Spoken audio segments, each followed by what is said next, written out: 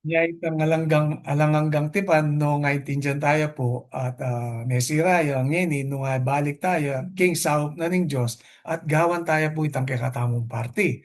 Na po sinabi kini Ezekiel chapter 16 verse 60, Nevertheless, I will remember my covenant. Makanyan pa man, ganakang kay itang kanakong pamagtipan with thee in the days of the youth.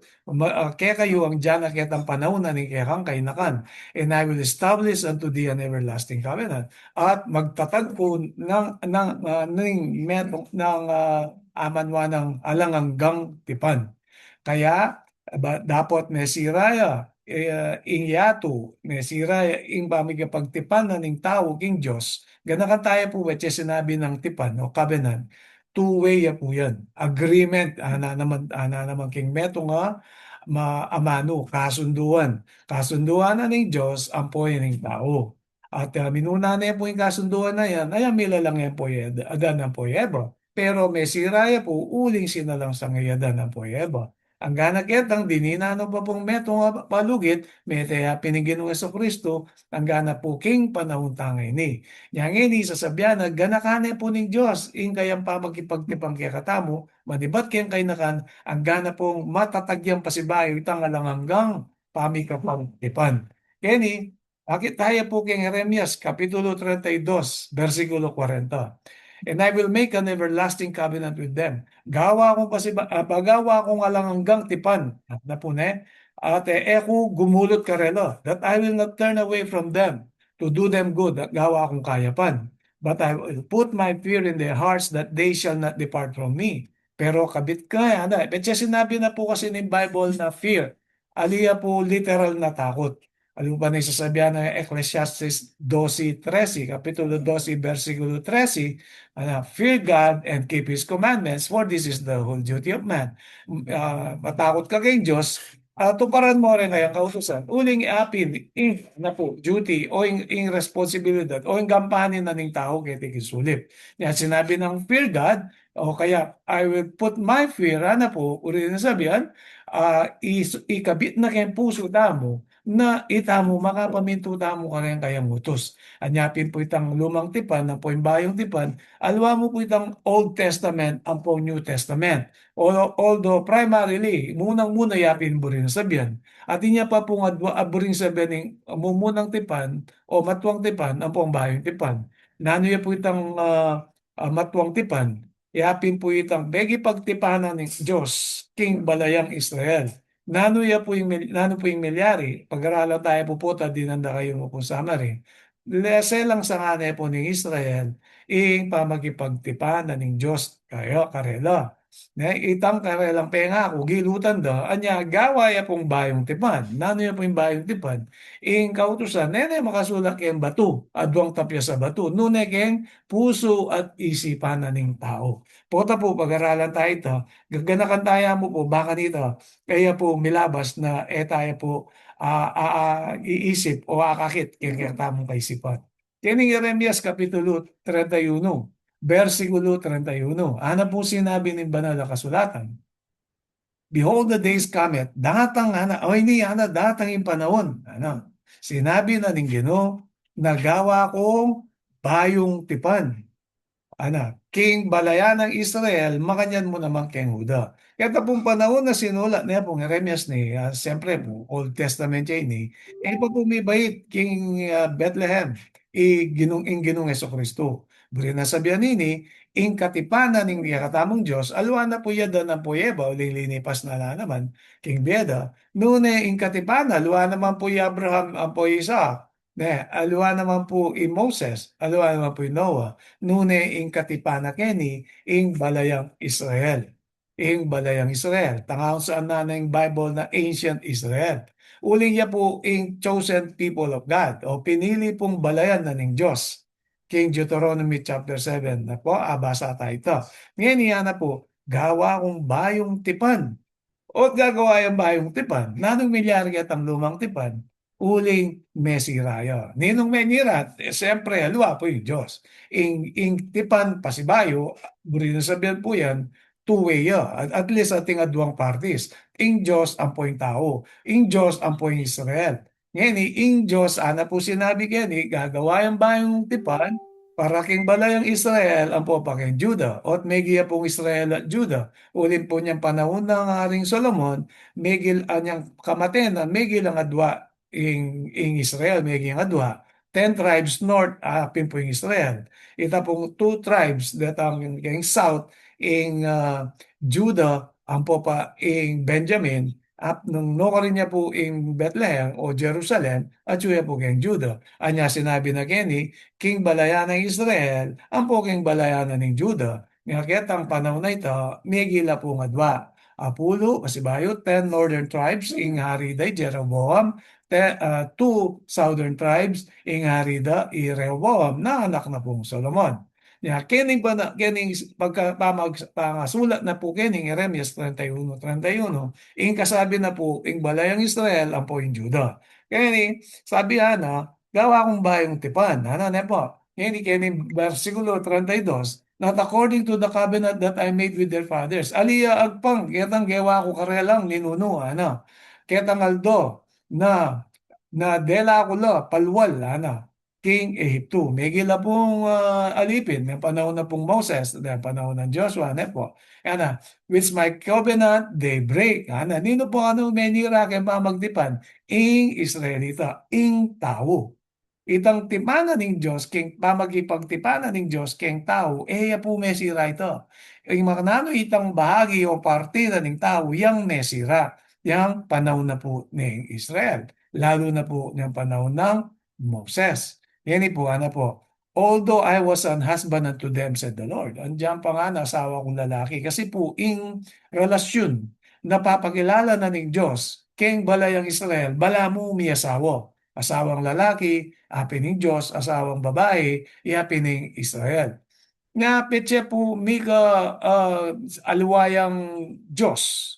Anapin ng kadwang kautusan, I am a jealous God, mapanibugho ko, seloso kong Diyos, ulim pining relasyon, gawa na yung miyasawa. Kalupa tamo, at itamo, lalaki tamo, at itamo ng asawa. Ngayon, makipagtipan niya po at ating niya pangalawang kalaguyong asawang babae, masakit po ito ang puso, masakit mo naman po ito, King Diyos, lalo na yung Diyos yung naglalang kay katamo. Anya itang relasyon, bala mo mi asawa ya, yung Diyos ang po yung kayang balayan. Ngayon, tag-Diyos tayo po, nano niya po yung tipan na yan. Nano yung pamakipagtipan. Hanap po kayong Deuteronomy, Kapitulo 4, versikulo 13. And he declared unto his covenant. At iayag na kaya kayo, in kayang tipan. Nano yung tipan? Which he commanded you to perform. Na inutos na kayo, nagampanan nyo. Even the 10 Commandments. In kayang pamagipagtipan, iapining apulong kautusan na makasulat kayong aduang bato na binyena kang Moses. Po, kay bat, and he wrote them upon 2 tables of stone. Kanina na binya po ka Moses. King Exodus po, makatadwa pong milyari yan. King Exodus, milyari, Exodus chapter 19 na po 20, dinina na yung Diyos Moses, duwang tapya sa bato. Nino sinulat po, mismong daliri na ng Diyos yung sinulat. Anya petseng Diyos yung sinulat, ing tao, andyan bang sirane, binding niya po ang kaya po atin niya pong kapangyarihan. Pero yung tao, pipilit na yung buburan keng sarili ng gamat. Pero isinula kanyan po in Diyos. Kaya ba't na pong milyari? Akit no Moses deng Israelita. Kaya bedoret ang mixed multitude. Ginawa na pong Diyos-Diyosan. Gintong golden calf. Yan po. Kaya, gintuyang guyo, itang nakabaka. Ngayon, tinerak lang ka rin, may gandog lang ka rin, na apining kadwang, kadwang kautusan na kagagawang larawan. Kasi siklod kayo, nano po yung milyari, ginulo niya po yung Israel. Kaya tapang panahon na ito ginulo, nanong gawa ng Moses, inatyano karela, may siraya po ito. Kaya keni pong Deuteronomy, pasibayo ginawa niya naman pong adwang tapya sa batuing kaya katamong Diyos, na burin ang sabihan, eya po mayalili, eya po mayari itang pamakipagtipanan kaya katamo rin nga po ng kautusan mo rin. Alwa po rin kautusan ng Moses, detang handog, detang Feast of Passover, unleavened bread, alwa po ito. Repong ti panay ni apin nga pulong kautusan na lang sa kantaya apin ng kasalanan. 1 John chapter 3 verse 4. Ing pamagsalangsang ing kasalanan napin ng pamagsalangsang king kautusan. Ngayon sasabihan daw ng tao, para kayong Israelya mo po yan, aliya po para kay Israel. Muna-muna binyene kayong Sinai, aliya po king Kanaan. Buri sabihin para kay niya ng tao. Ngayon dito para kayong Israelya yan, malyari na ang makamate, malyari na ang manako. Aliya po. Buri na sabihin niya, para kareng ganagan ng tao. Kanya niyang sinira na ng Israel, sinira na ng tao, ing kayang party o bahagi, king pamagipagtipan, ing Diyos malugod, mapagpakalulo, long-suffering. Ne po, ne po kakalingwan yung pamagatipan na yan. Pero kailangan, akit tamo, nung makanano tamo pong miyabe, ketang pamagipagtipang kaya, uling deta pong may kipagtipang kaya, ila po rin iligtas na. Kailangan malino ya po kaya katamo ito. Aliwa po yung lini pa sing Old Testament, detang batu o kautusan, aliwa po ita pong lini pa sa sira o may sirang pamagtipan, itang bahagi na po ni Israel. Pag-aralan tayo po.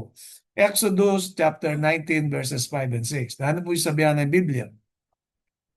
Now therefore, Ana, o ngayon ni Ana, makanyan pa man ay ni Ana. If you will obey my voice indeed, nung pagramdaman niya yung akong swala, and keep my covenant, balutan niya po nung nating covenant, apin po itang Deuteronomy 4:30, nga pulong kautusan, and kanakong pa makipagtipang kay kayo, ano, then shall be a peculiar treasure unto me above all people. So ito pong regalo o pa magpakilala o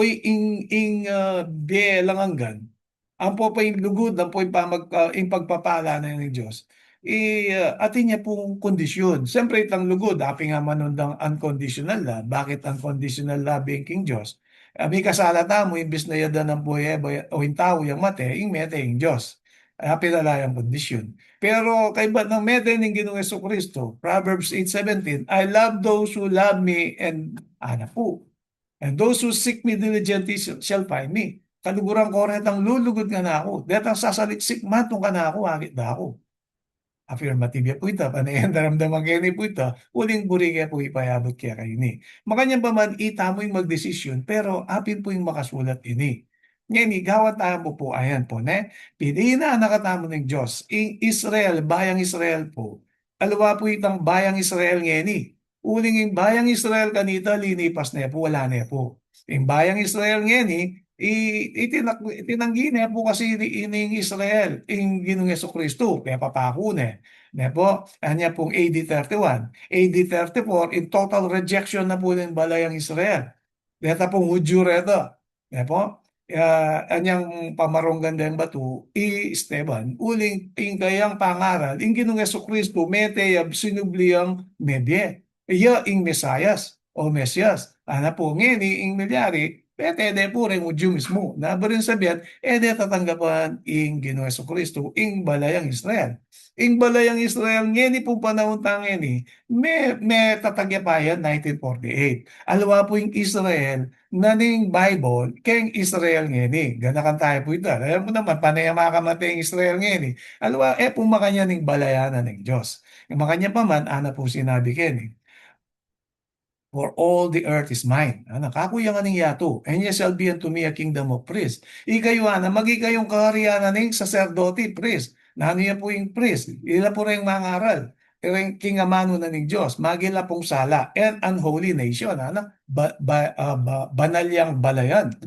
Nya nung isipan tao, may Israel ngayon, pinitang a kingdom of priests. Aliwa po yan kasi ing sacerdote, ila pong mani muna, king servisyo, king amanwandang sanctuaryo o kaya templo. Aliwa po ila mani muna kay mamakamate, ating misal kayo ni, ating misal kayo, aliwa po ito. Nya kailangan, abalo tayo naman. So, balikan tayo po yung pamag-aral tamo. Itang pamakipagtipan. Ngayon, if you keep my covenant, ano po na, nga nung nangyari kay Exodus chapter 19 verse 8, ano po, all that the Lord had spoken, we will do, ano, deng balayang Israel, ayan po kayang letrato, lalawin niya, bakit na pong Moses, nung nanuing binyana ng Diyos, manibat king bundok na ng Sinai. Ay ba't ana po makipagtipan yung Diyos, nano yung kaya kayong pakibat, ano mo pegibat na yung balayang Israel, nano yung ating sabyanan ng Diyos, ano, gawad mi, ano, Anya kitang Exodus chapter 20, sabyano ng Bible, ita pong commandment 1 hanggang commandment number 10. Pero mapilang pang kapitulo, 22 hanggang 24, linabag mo naman po ing balayang Israel. Kanita ya po gawang aman wandang gintong buya. So, makanyan po ing pamakipagtipanan ng Diyos, niya ito ing tao, nesira ing pamakipagtipan. Ngeni ingkutang at suya pa itang alangang tipan, everlasting gospel. At suya pa po, everlasting covenant, at suya pa po. Ne po, everlasting gospel, meting Diyos, ne po, king kasalanan na ning tao, ngino maning maniwala kaya, John 3:16, at maminto, James chapter 2, ne po, itang kasalpantayanan nating bunga. Nung maniwala ka, wala yung bunga, mete, hanapin. Ay, atin niya pa pong pamagkipagtipan ing tao, king Diyos. Anya itang everlasting gospel, everlasting kingdom, everlasting covenant, at chula pangan puren, pero ita pong kondisyon na itang gawan tamo ing kekatamong parti, itang kekatamong bahagi. Gewana na po ning Diyos ing kayang bahagi. Na ano po, mete ing ginuna sa Kristo, king krus na ning Kalbaryo. Nanong gawat tangin eh. Nya, mete ing gino, Isaiah chapter 53, uli na rin kasalanan tamo. Ngini, nano yung kasalanan? Pamagsalang king apulong kautusan. Anya, nung salangsangan talareta, na isabihan ni Hebreo Kapitulo 6, pasibayo papaku tayo kanong gino. Ala na kanong hain, o kaya offering, kay meng kilalanan ng Ginoo bilang Diyos tamo, ang papaitang midina tang kabaluan at saka me po kano selang sangan ng kaloban ng kautusana. Ala na kanong hain, ala ng sacrifice. Uling misa niya mo po hain, Jesus Christ. Ne bienenge ni ene mate basibayo. Ne po, niya kailangan baluan tayo pakamalan na kabatad, kamag-anak at kakaliguran. Broken the everlasting covenant. King Isaiah, Kapitulo 2, versikulo 8. Their land also is full of idols. Ani po yung sira kung langanggang tipan. At ila kanong Diyos-Diyosan. Ne? They worship the work of their own hands. Akan ano po kano? Itang karelang fruit of labor o nanin meging bunga daring karelang kapagalan. Iya kanong sasambanda. Nanin buri na sa Benita. Ing kwalta, nang kain ikwalta ka, nang kain ing Diyos akalingwa mo na ing kwalta, chuya. Nang kahit ang kabaluan mo, balo mo, king eskwela, masyado nakamatas pag-aralan, abogado ka, ininyero ka, arkitekto ka, doktor ka, o ano ka man profession, ikwa mo na yung panikwanan mo na yung kaya pong maging Diyos-Diyosan ito. That which their own fingers have made. Ngayon, pati rin kaya katamong sariling daliri ka doon, rin gagawan tamo, wagi lang Diyos-Diyosan. Naganakan tamo, ikakatamo pa magipagtipan, King Diyos, itang pakiramdaman tayo kano at mamintuta mo ka rin kaya utos. Maniwala ta kayo. Yan po, kining Ezekiel chapter 23 verse 30. Ano po sinabi ng banal na kasulatan? I will do these things unto thee. Gawan ko ini kaya kayo. Ano? Because thou hast gone a whoring after the heathen. Uli nga na, megi kayong patotot at pikin nyo la, retang alang Diyos. Kaya sinabi na pong hidden, detang emaniwala king Diyos. Deta pong panahon na pong Moses, detang makapaligid kayo, yung panahon na pong Abraham, Isaac, o ni Jacob, deta pong makapaligid na emaniwala king Diyos at tunay Diyos, ingawos na po ng Bible, hidden mission. Detang kikilala king tunay at Diyos. Ano po, nano po milyari ano kaya Israel? Ngayon na po tutukuyan, ita pong aliwa mo po yung tutukuyan ng matuang Israel or ancient Israel. Aliwa mo naman yung tutukuyan na po itang Jewish nation na Israel na panahon ng Jesus Christ na pinakude. Ini atin niya pong sasabihan, Israel. Dana po na, iteta pong maniwala katang tunay Diyos. Nung basan tayong Roma, in Galatia, ing Hudyo kanu, aliwa itang pangapanganak mo bilang Israelita. Nune itang maniwala ka katang Diyos at tunay, kalupa ng Abraham, kalupa ng Isaac, kalupa na po rin apostoles, kalupa na po rin patriarka at propeta. Ana po ngeni, and because thou art polluted with their idols. Ayan po ne, Megi pagtipang kayo kareng aliwang bansa. Buri na sabihan, tamo megi pagtipang king Diyos, megi pagtipan tamo king, paretang ating Diyos-Diyosan. Sinabi ko na po natin Diyos-Diyosan, mo po, imahin o rebulto yan, aliyo. Niya sinabi na po Kenny, kaya't ang minunang talataan din, na retang kakatamong gawa, retang kakatang akamtag, na naman kakatamong decent, may kwalta ka man, may gintanyag ka man, wala na ano kasi yung tao, po sisikat na, may kakwalta na kasdan mo, kadalasan, nali naman po gana-gana, itang mangalingwan niya king Diyos. Potang minawa yung tao, akakalingwan ng Diyos. Potang naman po magkasaya iya, sana yung Diyos. Puta pong biglang mayon. Pagmasdan nyo po rin yung video. Ausan de po yung Jesus Christ. Ausan de po yung Diyos. Apot ang ating manyaring masakit o masakit yung biyata mo. Kanita tayo agaga na kayong Diyos. Pero yung Diyos ang malugod, pahalala na nakatamo, ketang party o bahagi na ning pamagipagtipana kay katamo at kay katamo kayo. Kaya ni pong Jeremias, Kapitulo 12, 2, versikulo 8, Megia pong malungkot na bagay, king kasaysayan na ng Israel ini. Ngini, makanyan mo naman ng malalyari king panahon na kasalukuyan. Ano po, the priest said not, where is the Lord? Dahil mismong saserdote, ila pong sasabi, anting Ginoo, ating Diyos? And they that handle the law knew me not. Dahil ang tuturukan mo kayang kautusan, ede mang kakilala, ede kilalanan ng Diyos. The pastors also transgress against me. Deta pong priest, sacerdote, deta po kanong pastor, deta pastol. Sino lang sangla naman. And the prophets, atin mo naman pong propeta, prophesied by Baal. Kasi sinabi ng Baal, apin po yung Diyos ang dareng deng Amorita, detang Moabita, deta pong hidden nations, gusto ko na po nini, King Diyos da. And walk after things that do not profit. At linakad la, kitang maka bie karelo. Lamilinan bie o kaya itang manawa ko. Siya sinabi na po sa profit, aliya mo po king pero. Aliya mo po king baging material, muna at higit kingega na gana. Ita pong espiritualidad. Nano po yung espiritualidad? Ing kaisipan, ing amano, ing puso, intensyon, ing dapat, palupa na po, ning tuturo na kaya katamo ng Ginoong Kristo. Tegaralan tanay po yung Beatitudes. Tegaralan tanay po nung nano yung kaya pa ng righteousness. Tegaralan tanay naman po nung nano yung dapat namo sa liksikan kaya panahon na yun. Tegaralan tanay naman po rin ang pulong kautusan. Tegaralan tanay naman po nung nano yung kasalanan.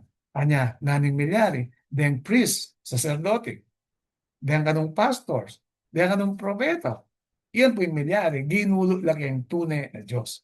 Ngingkutang, kaya panahon tangin ni, atin mo naman po mga niyan, Eliya mo po kayang para kayong lumang tipan, Eliya mo para kayong Israel, Eliya mo po para kayong Judah, Eliya mo po para kayong Apostolic Church, Eliya mo po kayong panahon, garing, then tauling at aman wandang banal kayong banal na kasulatan nune ang gana po kayang panahon tangay ni malyari po ating priest o saserdote na lalabag karetang kautusan at sasabyana ala ng kautusan makanyan mo naman kareng pastor, makanyan mo naman kareng propeta.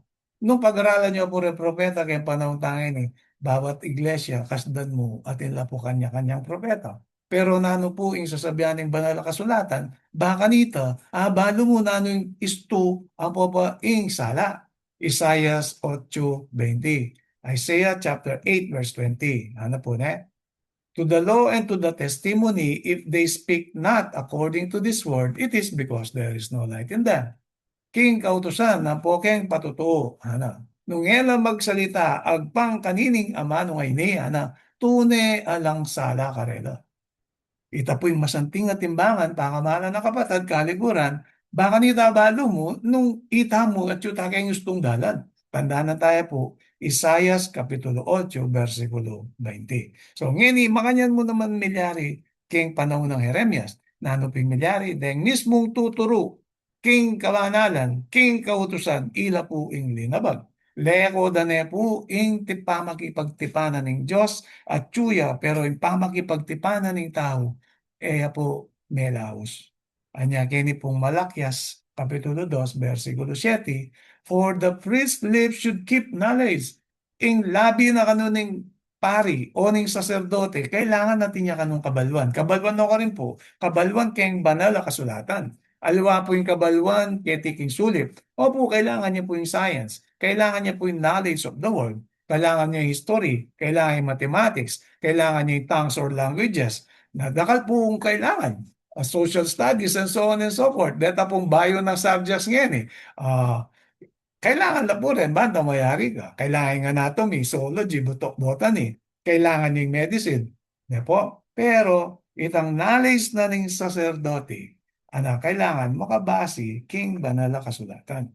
And they should seek the law at his mouth.